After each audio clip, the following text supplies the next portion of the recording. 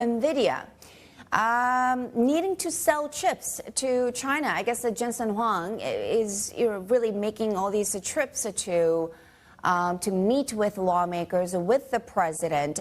Do you think the idea is that, yes, this is really the window of major need for China's self-sufficiency, and the window, if we don't do something about it, it will be opened even wider rather than closed? What do you think? Well, China has had a semiconductor self-sufficiency goal and plan as early as 2015. So this is 10 years in the making.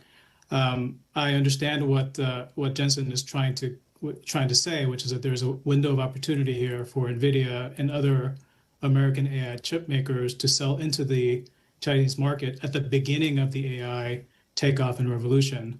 Back in July, when the H20 sales were being contemplated to be sold into China again, we had predicted that the sales could go up to 2030 to about $100 billion for Nvidia, or actually, if China policy chooses, it could go down to zero if they value chip self-sufficiency more so than just pure raw compute power. And it seems at the moment that we are actually projecting zero sales for Nvidia into China until further clarification can be had from Chinese policymakers.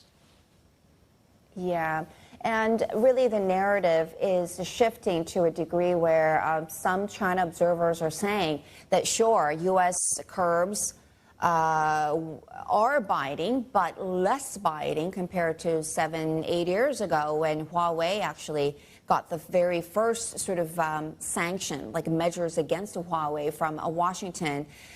Do you think there is a degree of truth to that now that we are looking at some kind of truce between the U.S. and China, that the chip self-sufficiency is at a different level from, say, 12, 24 months ago?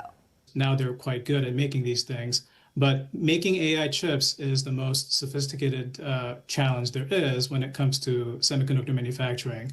So Jensen is correct that there are alternatives in China that is starting to take root.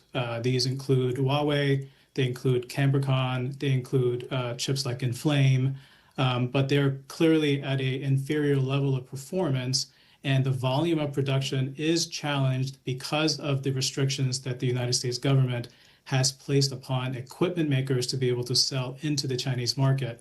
So foundries like SMIC in China, they struggle with yield and they struggle with the sophistication of semiconductor manufacturing in a way that TSMC does not, because they are not restricted. And so that has been a driver of technology superiority for the United States over China. I think policymakers would acknowledge that these restrictions are not permanent speed bumps, that China is determined. They're determined to be self-sufficient. They're determined to be at the leading edge, and that the call to action for the United States and its allies is to innovate faster and to adopt AI faster.